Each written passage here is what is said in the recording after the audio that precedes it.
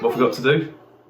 Stick together. And have we all got to stay at home for a bit? Yeah. Yeah. And we've all got to look after each other, haven't we? And we've got to do. Stick together? Yeah.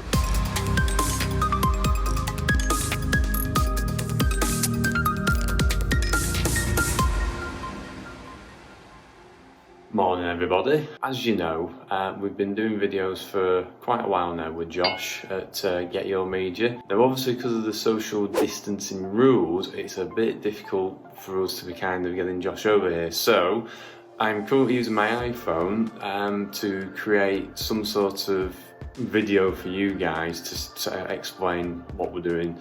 A bit of information about what the industry is doing and what we're doing as well. Here is Operation Croft Cargo. So all this is running everything else for the guys who are working remotely. It's kind of, I don't know, it's very different, very different. You know, I work from home now and again, but not 24/7. And obviously when we've been having a chat with the guys as well, they're trying to get used to working remotely. It's quite, when you're used to been working in an office for the last 20 years, suddenly it's like, now you've all got to work from home and you've got to get your IT systems to be able to be capable of doing that and do all the customs entries and effectively work as you would in an office but at home. It's quite a challenge, and for all the IT guys out there, I take my hats off to you at the moment because you must be very busy with lots of customers trying to get things to work remotely.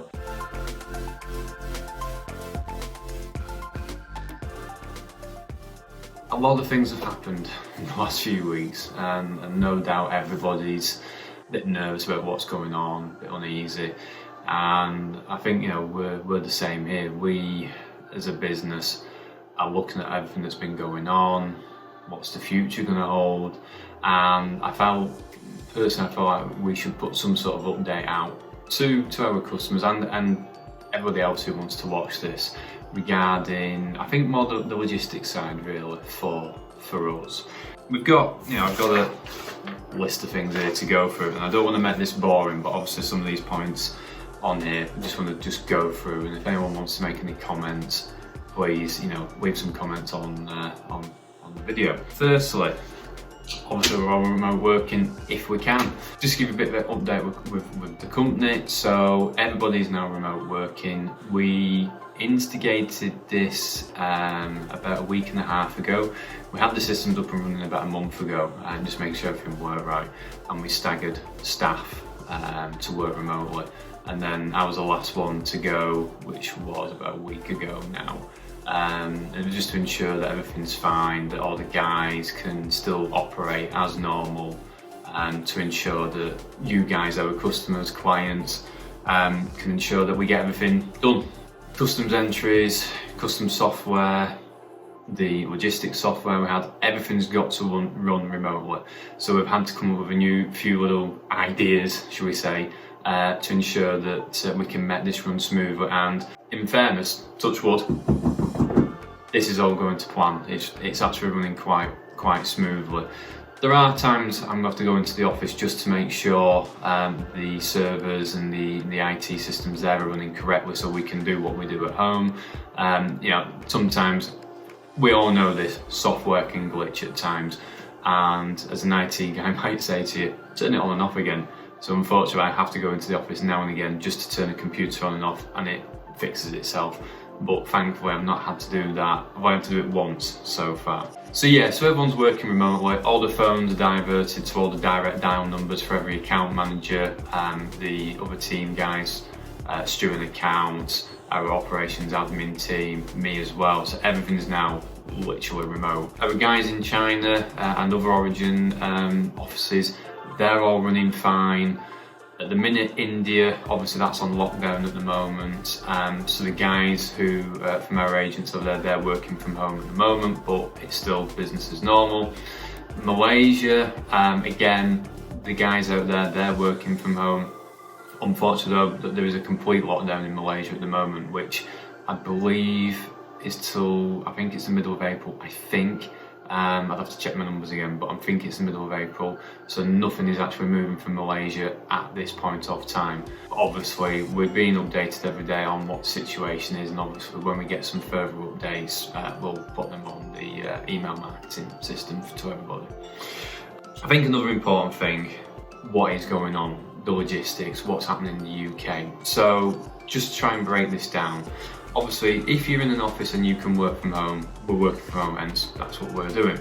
Now, warehouses, logistical teams, transport, ports, everything at the moment is running as it should be. Now, the ports themselves, there was an update from Felixstowe Port, they're running as normal, they've got contingency plans in place if something happens, but at the moment it is business as normal. And with the cargo that comes into the UK, which we would class some of this as essential goods, the ports will have to remain open. Now, over the last 2 or 3, probably a week and a half, we have seen customers close down completely. We've also got customers that are in the essential criteria to stay open, but the common sense approach we've kind of used is if there's deliveries coming in, the container haulage is still running fine, there's still no problems there, so deliveries will be maintained to warehouses that can remain open, obviously to avoid any rent and demurrage. Now, touching on that, we've had some questions about, what happens if we are shut down and the port's still open, what happens to rent and demurrage? Well, at the moment, all the shipping lines in the UK, it is business as normal for them. So any rent and demurrage or any key rent and demurrage would be still applicable to shipments coming in if they go past their free time. So any company that's made the commercial decision to close and not accept anything at all, there will be rent and demurrage charged on those containers once the free time is finished. There are options to move containers into external storage, but again, there's costs involved moving the container, daily charge rates, lift on, lift off charges for moving the containers around. So what we're asking clients to do is just look at what is coming in. Can you put a skeleton staff together just to go into the warehouse to accept the delivery and avoid any costs for storage? We have a lot of customers that are maintaining that because the warehouse, that's kind of an essential part of bringing goods in. So obviously we're taking this as it goes at the moment. Again, container deliveries, they're all running fine. We've had no issues. We know there's a small percentage of drivers that are self-isolating, but new rules have come in over the last few weeks where delivery drivers, and with containers especially, when they arrive at a warehouse or a customer's premises, they will remain in their cab. They won't come out, they will remain in the cab because for them it's the safest place to be. A lot of the paperwork where the warehouse guy would sign the delivery note, it's all electronic now. So there is access, you can access these systems to get the POD if you need, but again, it's to avoid contact with a machine which might not be cleaned or it might have something on. So it's complete change now with no signage. The driver will sort all that out for you guys and it's done now. Okay. Going forward, what's happening now? We are still seeing plenty of bookings coming in for many clients, and I think we just got to use a bit of common sense. Goods are still coming in. Customers we have, they're bringing essential goods in, and they're also goods for online. Obviously, the web, the online, the internet shopping has just boomed in the last 2 weeks because we're all self-isolating at home. So the online demand has just rocketed. Now, I've just been out on the road this morning. I had to nip to the office and come back, and the roads are dead, apart from courier drivers, food delivery, normal trucks, depending on what they're carrying. So that's really all you're seeing on the road. You might see a couple of cars, but that's it. And obviously other key workers as well, so NHS staff have to change in shifts. They're the only people you're really seeing on the road. And I think obviously, I take my hat off to these guys as well. They're doing a great job. It's these guys that are, keeping the country running at the moment. They're keeping supply chains running. They're keeping food in the supermarkets. Your greengrocers, even your online shopping if you need kit there. So, and a lot of these bookings that were coming in are still moving. Now, it all depends on the commodities, and we do have certain clients that have decided to shut down, and we completely and utterly understand and respect that decision. So it's just a case of, if you've got suppliers in China who are trying to book cargo, it's probably worthwhile, have a look at your orders, have a look at what you think you do need and what you don't need.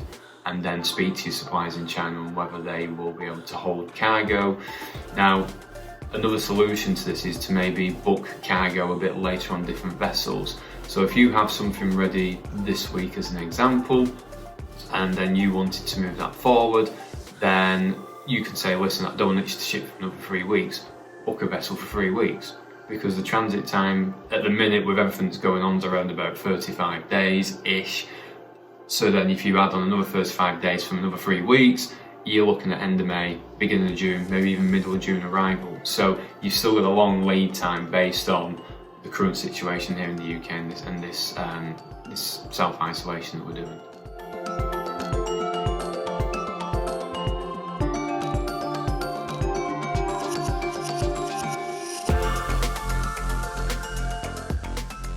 I just want to talk about the actual industry itself now and what's happening and what's keeping things going. So first things first, I have to take my hat off to all the drivers out there. If I forget anybody now, I apologise, so I'll try my best. So all the port operators, container drivers, courier drivers, warehouse staff, pickers and packers in warehouses, the admin staff who have to maintain that these operations run, that we all still get goods. You know, we can go on Amazon or you can go on eBay, you can order something, you can have it here still within 3 days, it's all online, the drivers sign for it all for you, they just drop it at your doorstep, that's it. You know, I have to take my hat off to these guys. They are keeping this country going at the moment.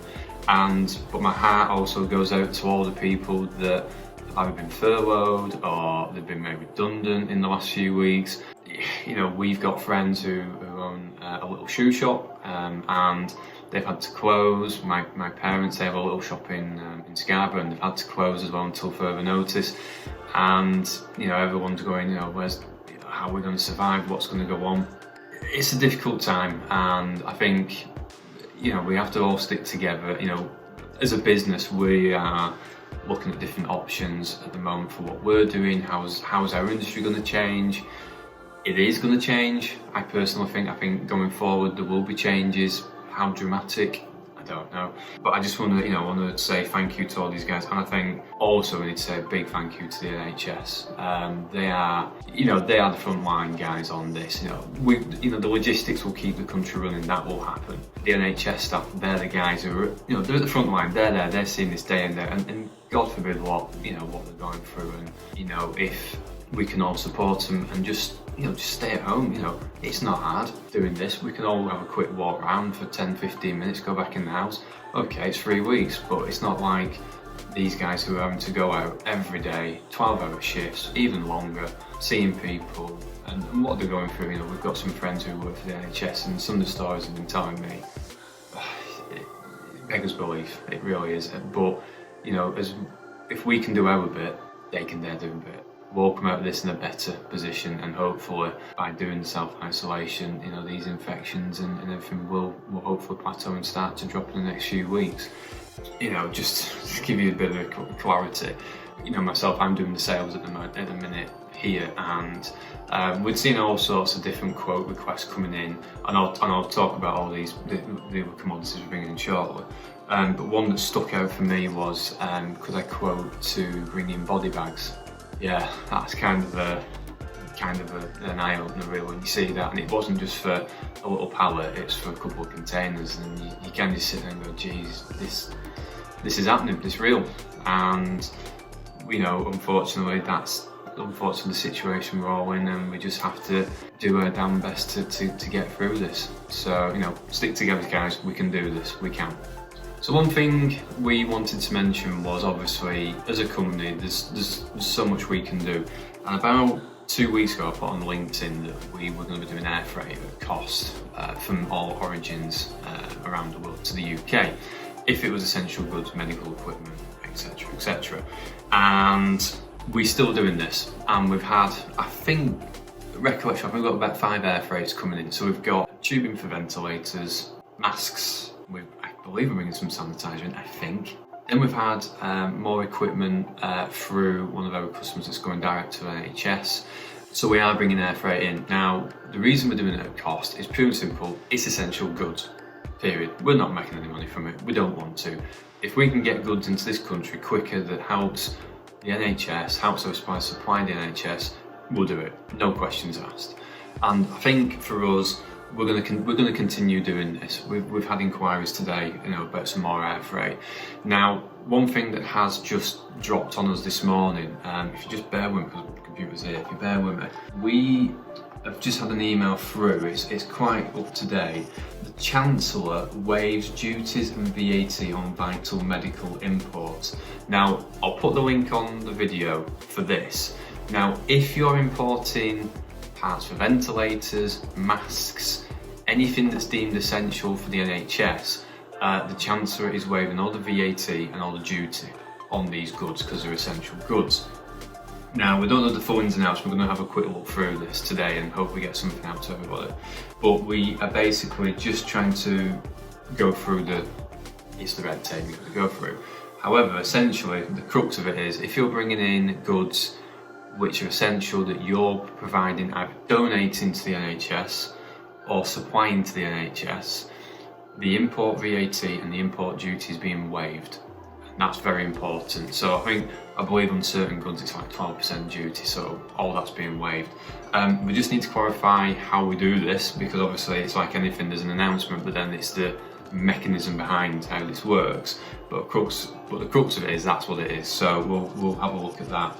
And get that out to it. But again, I'll put the link in the video on this.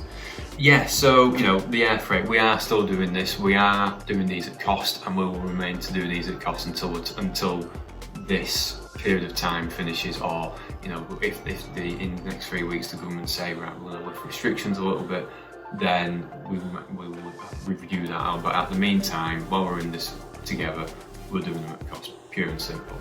I think it's what we can offer as our contribution, but also in our industry, what we do here, we're bringing containers and air freight. These goods are vital for everybody, what we're bringing in. So obviously it's essential that we maintain what we do. It's essential that the ports stay open, etc, etc. So we'll go from there. Okay, and if you just notice, there's a little boy just come in there. Hang on, just give me 1 second. Are you coming in or are you going? Come on then. You might have met this guy before. Here he is. So you might have met this guy before. I'm just talking on the video, so everybody, tell them what's going on. Alright. If you have any questions or anything like that, just bear me 1 minute. He's in my office, love. So if you have any questions, give us a shout. But again, we're here to help, we're here to do things, and we've all got to be, we're all in this together, and we've all got to stick together. Yeah. What have we got to do? Stick together. And have we all got to stay at home for a bit? Yeah. Yeah. And we've all got to look after each other, haven't we? And we got to do stick together? Yeah. Yeah. And I made our own little bed upstairs. Cool. Right. Are we going to say bye-bye to everybody? Bye everybody. Bye. So yeah, so I think essentially goods need to be moved. This is what's keeping us all going at the moment. I think what I'm going to do is do one of these every week if I can. Josh did get your media, bless him, he's editing these for me at the moment. Obviously we're sending these over the internet to him and he's going to jazz them up and make them look a bit more pretty. But if anyone's got any questions, drop me an email. I've got plenty of time on my hands, I'm not really going anywhere at the moment. So yeah, if you need anything, let me know. And again, stay safe, well done the NHS, keep going. Well done to all the other key workers. There's so many key workers at the moment, I can't really put my name on them all, but well done to all the key workers, keep going. We'll get through this together. Keep going, chaps. See you later.